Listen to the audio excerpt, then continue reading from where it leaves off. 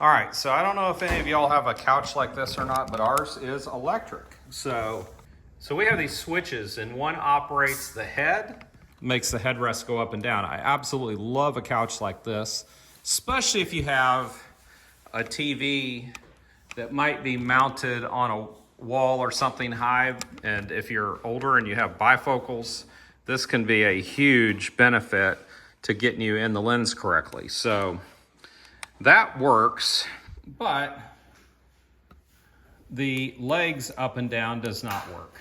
So what I'm going to do today is I'm going to show you how I tested this to see is it the motor in the legs that has gone bad, or is it the switch? I'm going to show you how I tested it. If you're good with electronics, there's probably a much better way, but you know, on this channel, we try to do things the common person, how they could diagnose. So, and a lot of us just aren't capable of grabbing the meter and trying to figure out what part's gone bad. I know I can't. I have a meter and for the most part can't operate it. So I think that's probably more like most people. So I'm going to show you what I did to diagnose, and then after we diagnose it, I'm going to show you how to replace the switch, because in my case, I did identify it is the switch.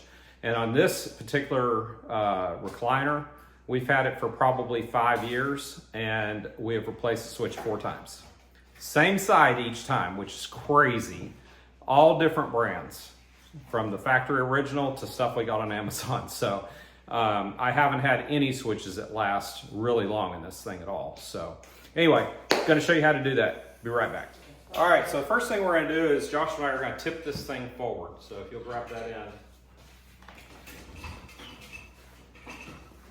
Got it? Yep. And after you sweep up the mess of food that's underneath it, because I would never eat on the couch, ever, ever. So I have no idea how it got there. It must have got swept under there when we're sweeping the floor. My wife's over there laughing. Also under here, you're gonna find a bunch of cobwebs and things like that. You can vacuum those out while you're here too.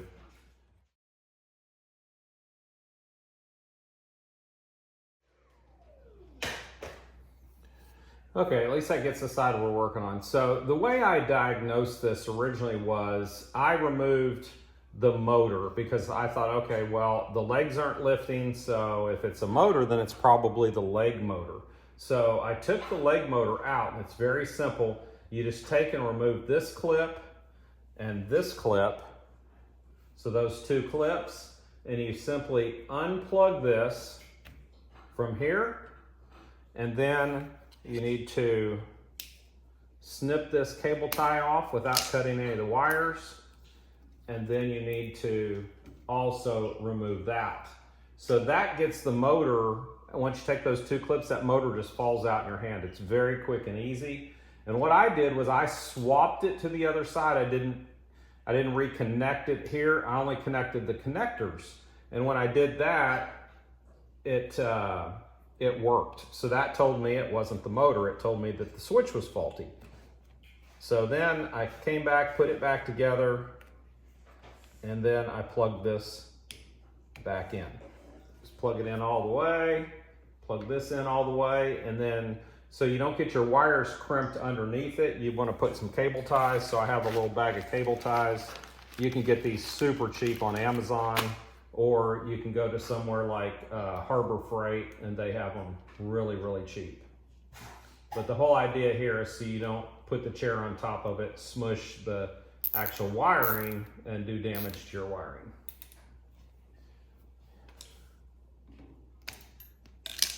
Okay, so once we've diagnosed that and figured that out, the next thing we need to do then is we need to start focusing on the switch. So now we know we got a bad switch. So what we're gonna do is we're gonna come over here to the side, and we're gonna start removing the switch. So you can see this screw is different from this one. We've replaced this so many times. At one point, this hole got stripped, so I had to go to a bigger screw.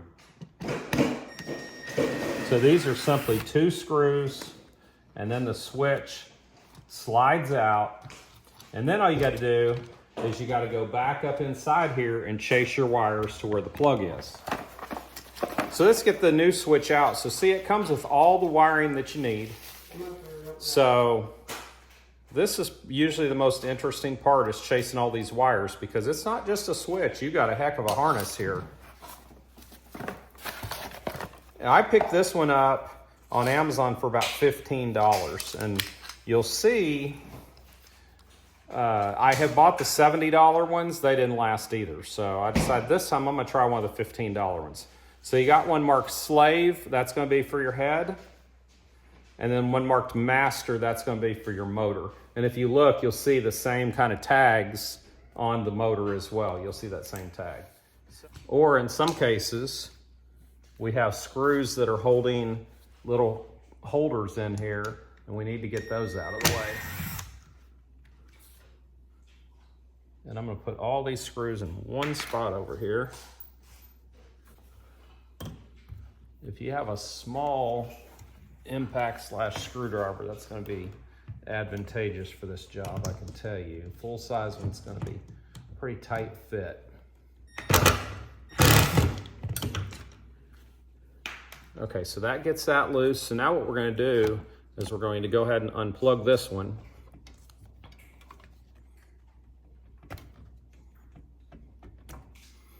And then what we've got to do is we have to chase this. So if you kind of peel this back a little bit, and then hopefully your recliner is made with this in Velcro, because if it is, you can easily get back there and make this a very easy job. So now once you chase it back up through here, oh, there we go. There's our connector we're looking for. So you just unplug that, push it back down through the hole, and then you should be able to get your switch and pull all the wiring back through the hole. Okay, so once you get that switch out, you go ahead and feed the wires back through that hole, and you can get your switch put up here in place.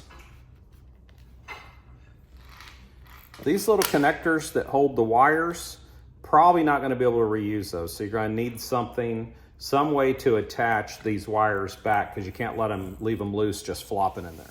Okay, so what I've decided to do, because I don't have anything out there really to strap those down with, is I'm going to use cable ties or zip ties. I'm going to go ahead and run my wiring real quick. So remember, the yellow, the one that's marked Slave, is going to go through this hole right here.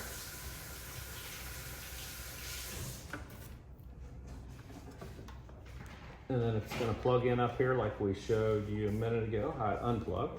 And then the other one is going to go down here and plug into the motor.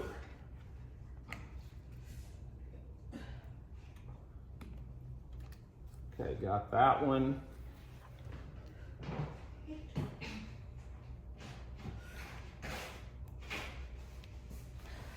Got that one. And we're going to put this cover back down where it belongs. And the only thing we got to do is get these wires up out of the way to where we're not running the machinery into the wires, cutting the wires. That would not be a good.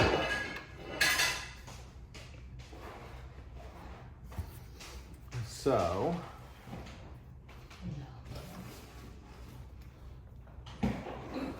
what I'm going to do is I'm going to take a zip tie, run it around here, and then I'm going to take the zip tie and I'm going to staple it, because this is all wood frame. So I'm going to just staple this thing up in here.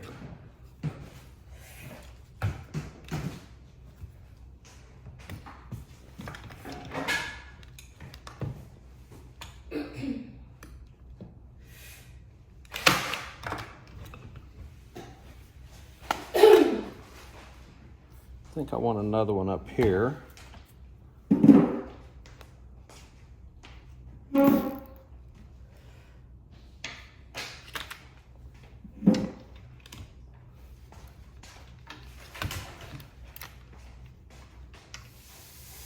Okay, now the only other one I'm worried about is this one back here. We got to keep it safe.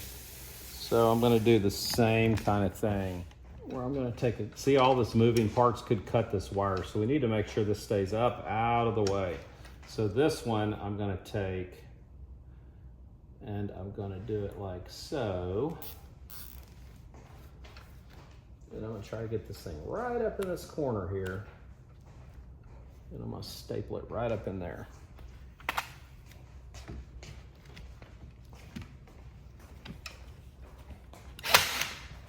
And there we go.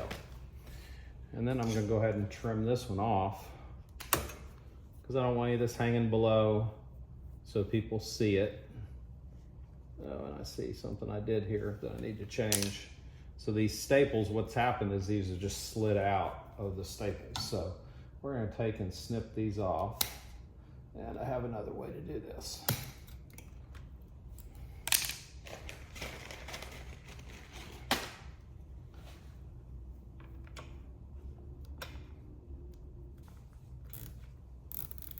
There we go, that's tucked up there good. So now none of this is gonna interfere with any of the mechanism here. So now we're good on that part. So now all we gotta do is go back over here and put the switch back in.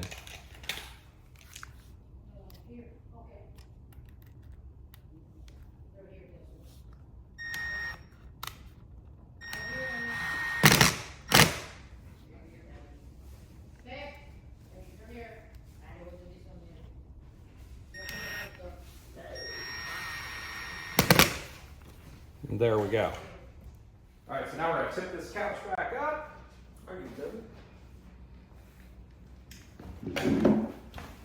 Okay, now Joshua's gonna give it a test.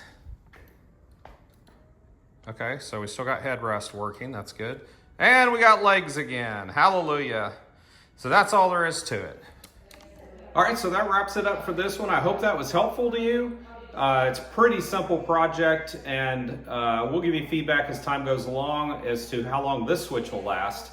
I've never had one last more than maybe 2 years.